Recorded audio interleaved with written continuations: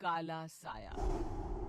यूं तो बनारस घाट अपनी खूबसूरती के लिए बहुत प्रचलित है, पर घाट के किनारे कई राज लिए बैठे हैं। ये कहानी शुरू होती है बनारस के घाट के पास बने ममता निवास से, जहां प्रिया लाल जोड़े में ममता के घर उसकी बहू बनकर आती है। आओ आओ बहू, घर को अपने पैरों से पवित्र करो।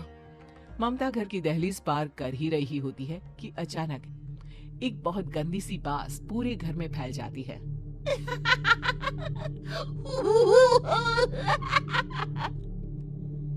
ये बदबू और ये आवाजें, ये कौन हंस रहा है माँ?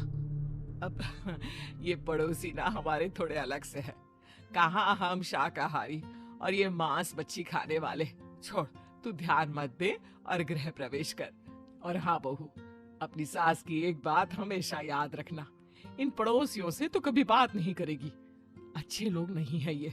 अपनी सास की ये बात मानेगी ना बेटा? हाँ माँ, जो आपकी मर्जी, मैं उनसे बात नहीं करूंगी। अगले दिन प्रिया अपनी पहली रसोई बनाने रसोई घर में जाती है।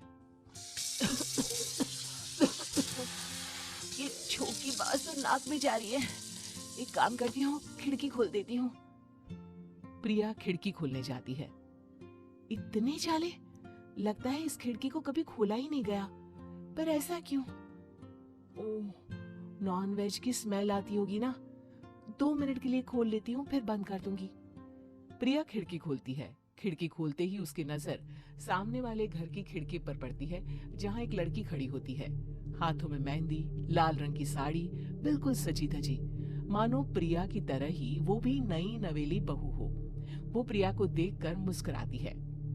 हे भगवान, माँ ने तो इनसे बात करने को मना किया था।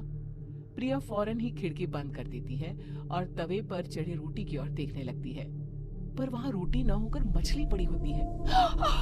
ये क्या? पहली ही रसोई में इतनी बड़ी गलती! हे भगवान, अब मैं क्या करूं? प्रिया बहुत डर जाती है और फौरन रसोई की सफाई करने और फिर सभी के लिए खाना बनाने लग जाती है। जब वो सबको खाना परोसती है, सब तो ठीक है, मैं बेकार में चिंता कर रही थी। हे भगवान, ऐसे ही बस अपनी कृपा बनाए रखना। रात के वक्त जब सब सो रहे होते हैं, तब प्रिया को पायल की आवाज सुनाई देती है, जिससे उसकी आंख खुल जाती है। ये पायल की आवाज कहाँ से आ रही है? प्रिया उठकर उस आवाज के पीछे छत की सीढ़ियों तक जाती है। तभी उसे बच्चे के रोने की आवाज आती है। प्रिया छत पर जाती है तो क्या देखती है? वही लाल साड़ी वाली लड़की अपनी गोद में एक नवजात बच्चे को घुमा घुमा कर सुला रही है। तभी प्रिया की नजर उसके पेट पर पड़ती है। ओह गॉड, ये तो प्रेग्नेंट भी है। सुनिए, बच्चा सो नहीं रहा है क्या? मैं कुछ मदद करूं? नहीं नहीं, आपके घर वालों को अच्छा नहीं लगेगा, मैं संभाल लूंगी। स्नेहा की गोद से बच्चा हाथ मारकर प्रिया की गोद में आने को छटपटाने लगता है। दोनों घर अगल बगल में बने होने के कारण प्रिया उस बच्चे को गोद में ले लेती है। प्रिया के पास आते ही वो सो जाता है। बच्चे का वो स्पर्श रात भर प्रिया भूल नहीं पाती और अगली सुबह वो छत पर कपड़े सुखा रही होती है। तभी उसे एक औरत इशारा करके बुलाती है। स्नेहा कह रही थी बाबू तुम्हारी गोद में आते ही सो गया। मैं गौरी, स्नेहा की माँ हूँ। बहू, घर आना, बाबू को खिला भी लेना। शाम को जब घर पर कोई नहीं रहता, बच्चे से मिलने के लिए प्रिया छिपकर अपनी पड़ोसन के घर चली जाती है और कुछ देर बच्चे को खिलाकर वापस लौट आती है। इसके कुछ दिन बाद ही प्रिया को पता चलता है कि वो माँ बनने वाली है। ममता की खुशी का ठिकाना नहीं रहता।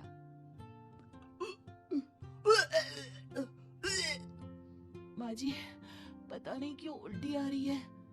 प्रिया भागती हुई वॉशरूम में जाती है तो हरी और लाल रंग की उल्टी करती है। उस उल्टी में से कीड़े निकलते हैं। ये क्या? खून और ये कीड़े! माँ! माँ! प्रिया की आवाज सुनकर ममता दौड़ कर आती है, पर बेसिन में कुछ नहीं होता। प्रिया हक्की बक्की रह जाती है। ये सब क्या हो रहा है? प्रिया घबरा जाती है और अपने कमरे में जाकर सो जाती है। डर के कारण वो इतनी थक जाती है कि उसकी आंख लग जाती है। तब उसे ऐसा लगता है उसके पेट पर मानो कोई बैठा हुआ हो। कौन हो? प्रिया के पेट पर एक 5 महीने की बच्ची बैठी हुई थी, जो बुरी तरह जली हुई थी। माँ, तुम ही मुझे लाई ना अपने पेट में। मैं तुम्हारी माँ नहीं हूँ। कौन हो तुम? माँ, देखो मैं जल गई बुरी तरह से। 6 महीने पेट में रहने को भी मुझे नहीं मिला। सहला दो ना माँ। बचाओ, बचाओ, माँ। ममता दौड़कर कमरे में आती है। प्रिया की बातें सुनकर वो सब समझ जाती है। तू कहीं बगल वाले घर में तो नहीं जाकर आई ना बहू? मुझे माफ कर दो, मैं गई थी माँ। उस घर में सब मरे हुए हैं बहू। कई साल पहले स्नेहा उस घर में बहू बनकर आई थी। कुछ ही दिन में वो एक बच्चे को जन्म देने वाली थी।